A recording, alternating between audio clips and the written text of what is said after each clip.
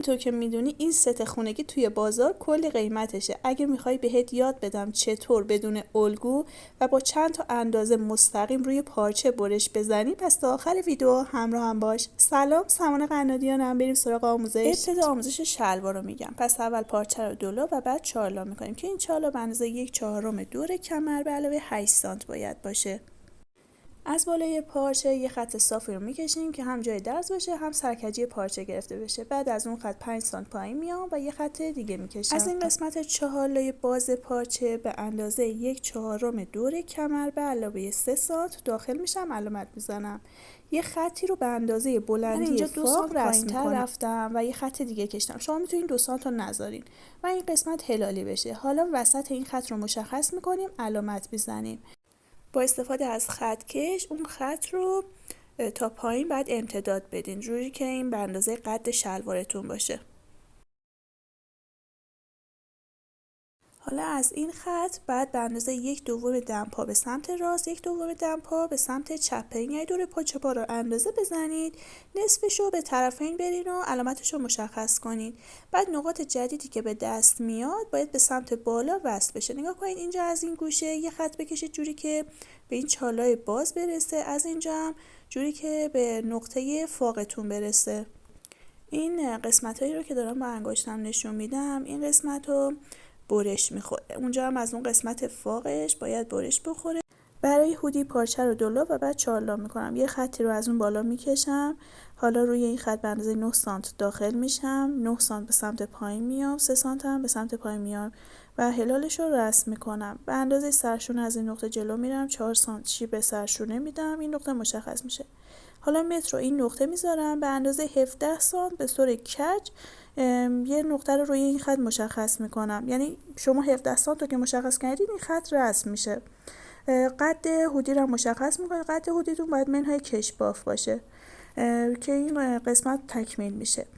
حالا این قسمتاشو که برش زدین 2 تا تیکه رو از هم جدا کنین و الگوی جلو رو هم این قسمت هلالش رو برش بزنین. برای آستینم پارچه رو 2 لا و بعد 4 لا کنید. حالا یکی از تیکه های جلو یا پشت رو بردارین. این قسمت حلقش رو اینطوری ببینید، اون قسمت سرشونه باید به 4 لای بسته بخوره. اینجا هم به اندازه 1/2 دور بازو به علاوه 2 تا 3 سانت باید باشه. این قسمت رو تنظیم کنید.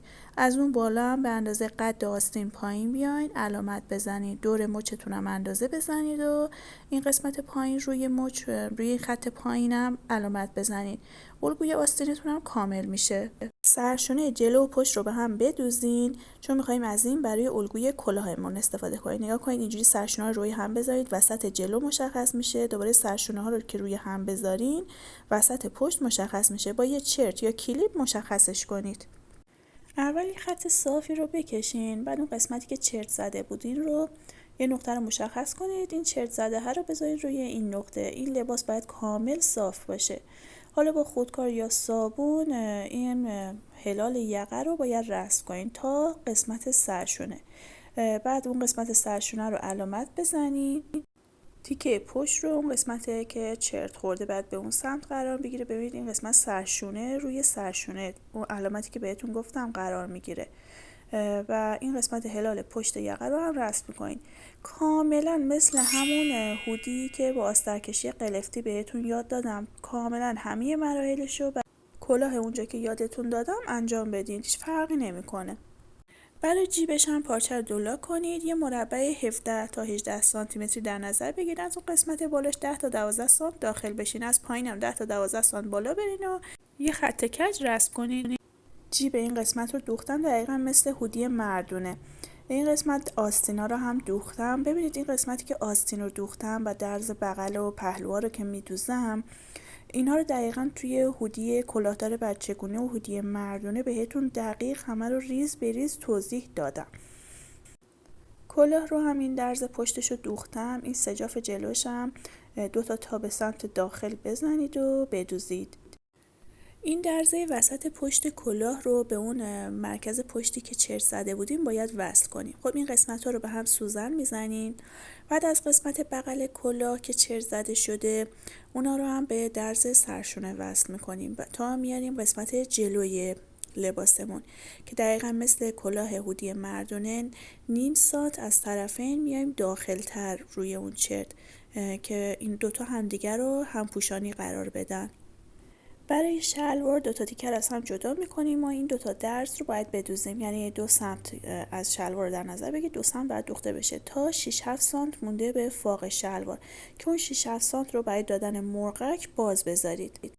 برای هودی رو یادم رفت بگم که برای سر آستین و کشباف پایینش هم دقیقاً مثل همون هودی کلاهدار که بازترکشی بهتون یاد دادم، دقیقاً برای کشبافش مثل همون عمل کن، یا از کشباف یا از خود پارچه استفاده کنید. برای شلوار من درزا رو دوختم، یه قسمت فاق رو دوختم، یه سمت فاق رو دوختم، اما یه سمت دیگهش بازه. چرا؟ چون میخوام اینجاها من مرغک رو بدوزم، اینجا بعداً دوخته میشه.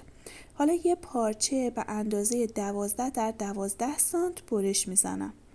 یعنی شما اول این قسمت رو اندازه بزنید، بعد پارچتون رو برش بزنید. ببینید اینجاها مربعیه، یعنی از 2 سمت کش میاد. این قسمتش رو قرار میدم روی این درز و به سمت طرفین سوزن میزنم و میدوزم. برای هر 4 قسمت مربع این کار رو انجام میدم. اگه این آموزش رو دوست داشتی لایک کن و اگه دلت میخواد بقیه آموزش‌های کانال رو ببینی سابسکرایب رو بزن. برای کش‌دوزی کمر شلوار یه روش دیگه توی پست‌های قبل بهت گفتم، میتونی از اون روش استفاده کنی یا این روشی که الان روی این شلوار بهت میگم.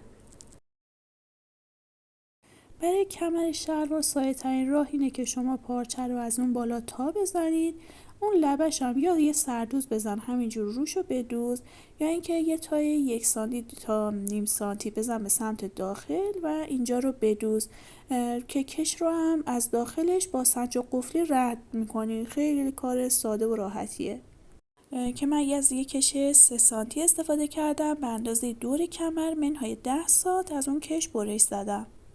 برای مچ شلوارم شما به اندازه مچی که میخواید باشه در طول این دور تا دور مچ شلوار رو اندازه بزنید منهای 6 تا 7 سانت. اگر از کشباف استفاده میکنید که بستگی به میزان کشش کشبافتون داره، اگر از خود پارچه استفاده میکنید که همون 5 تا 6 سانت کافیه.